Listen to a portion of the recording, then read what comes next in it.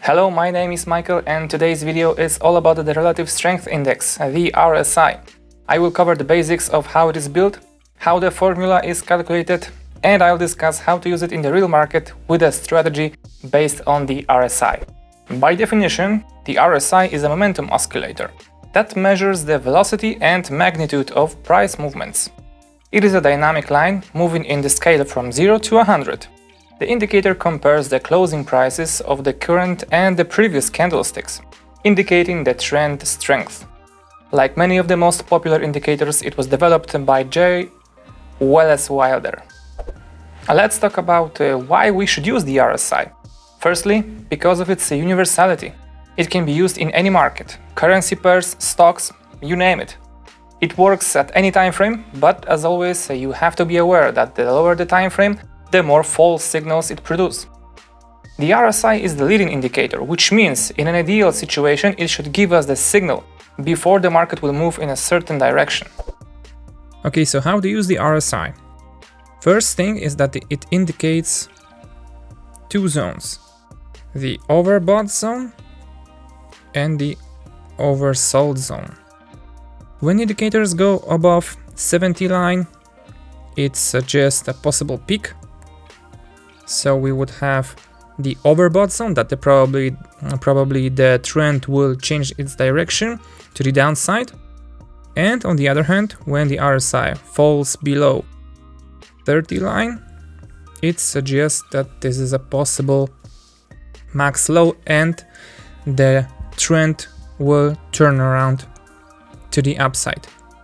Okay guys, and now let's say a few words. What is the difference between the leading indicator and the lagging indicator? The leading indicator moves before the market. It gives us the prediction whether on which side the market will go up or down. The lagging indicator, on the other hand, gives us more of a confirmation. It moves after the market. So of course, the leading indicator gives us the prediction and we can enter the market quickly, earlier than in the lagging one, but the lagging indicator gives us more of a confirmation and it produces less false signals than the leading indicator. So that is the main difference. In the perfect conditions, the leading indicator should work something like this we have down below.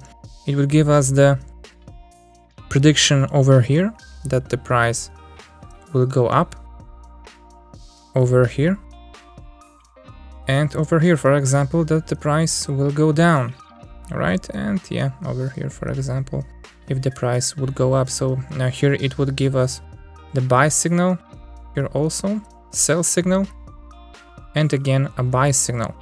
So that is in a nutshell the difference between the leading and the lagging indicator.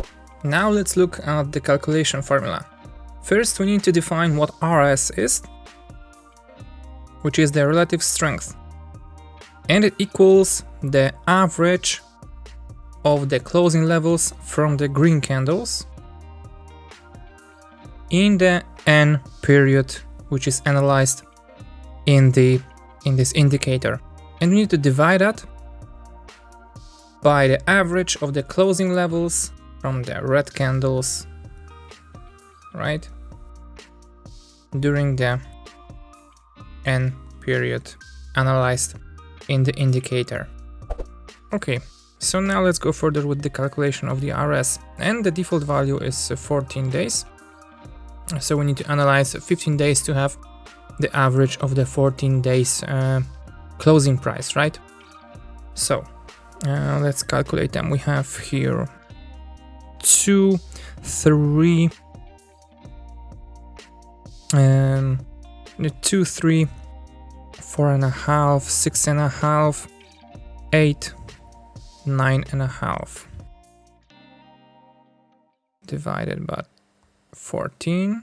It gives us 0.68. Now let's calculate the minus closing. and the red candles. We have 1.5, it's 3, 5, 7, 8 by 14 and 0.57. Okay, now let's further calculate the RS. 0.68 divided by 0.57 from the previous calculation, and the RS is 1.19 for us. Okay guys, so now let's calculate the RSI from this equation. Let's add the numbers from the previous calculation. We have 100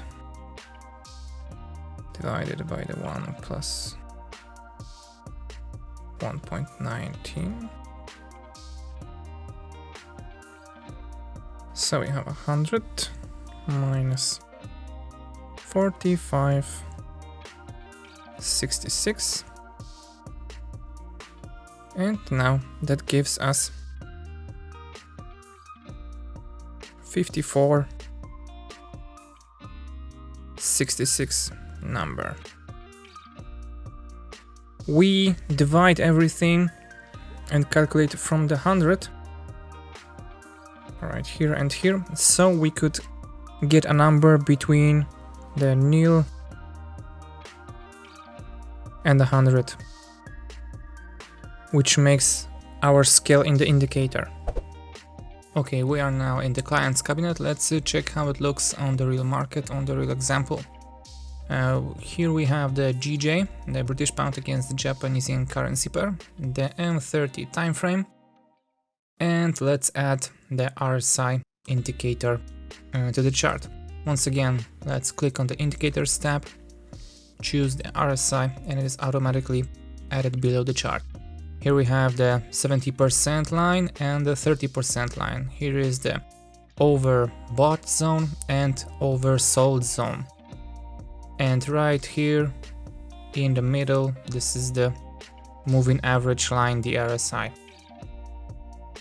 So, as we spoke before, there are two main strategies that are considered when trading with the RSI. One concerns that when the moving average is above the 70% line, which is when it goes to the overbought zone and exited from above to the bottom, when it crosses the 70% line, that means that probably the trend will change direction from uptrend to the downtrend, and in the opposite direction when we talk about when the moving average crosses, when it is below the 30% line and it crosses the 30% line from bottom to the upside. So let's find some examples of the trades which we could take. On this chart we have this particular situation where we entered the overbought zone. Right here we have, with this candle, during this candle we crossed the 70% line and entered the zone below the 70%, which means we could enter the trade over here and probably end somewhere over here, which is on the 30% line. And on this particular trade, when we trade on the M30 time frame, that would give us 133 pips. So that is pretty high yield, if you ask me, from this simple trade. And as usual, the stop loss and take profit, as you can probably deduct from this following example, the stop loss should be a couple of pips above the highest point before we crossed the 70% line. So it would be a couple pips above this candle where we crossed the 70% line. So let's make some measurement. we entered here. Let's add, for example, 25 pips. And it would be from 130.14 till 140.14 till 140.39, let's say. Something like that.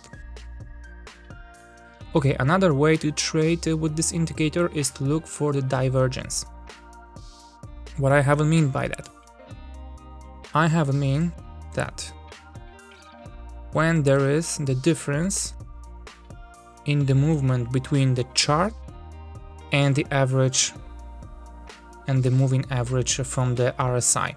Let's look for a perfect example. Okay, and here is the perfect example, because guys, as you can see, here is a bit of a choppy road. We see that here the moving average made a higher high. Next one didn't make the higher high, but on the chart we see that the chart moved up. Then we see again on the moving average not a higher high and a higher high on the chart. That gives us this the information that the most probably the trend is weakening. And even though we could set up this scenario, how we could trade this those setups, as you can see here, we could even try when we saw that the new high right here wasn't made, but it was made right here. We could take a trade, would be stopped out a little bit above. So for example 20 pips we would lost here.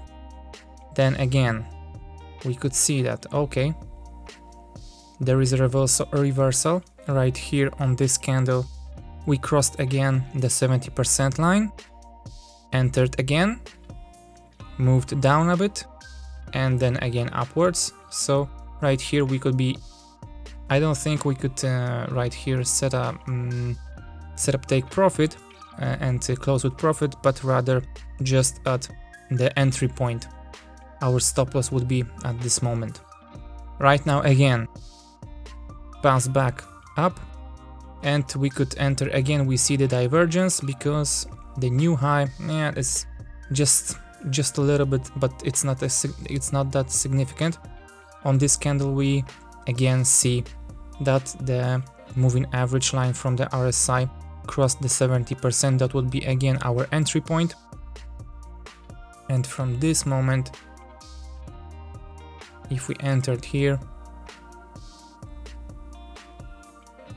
and exit around 30% line, we could get 178-79 pips.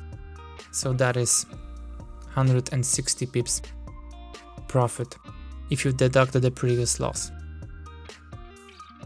So either way we would make a profit. What I want to add to this chart is that what I was telling you before, that always double check your trades. As you can see here very clearly, we have the head and shoulders pattern, beautiful, like textbook example. We have this left shoulder, the head, and the right shoulder, and right here we could enter also the short trade and yeah, make a profit. So here we have this double confirmation that the signal which was given by the RSI, yes, it was fairly early, but later then we could see that yeah, okay, it was the right decision. We probably don't have nothing to worry about for this particular one example. As you can see from the following example, it is not a perfect indicator, and frankly any of the most popular indicators should be used on its own. I would highly recommend you to always double check your trades, always not only refer to one single indicator, only a couple of the indicators. You need to check also the patterns, chart patterns, and the fundamentals, and then decide whether to hop on a trade or not.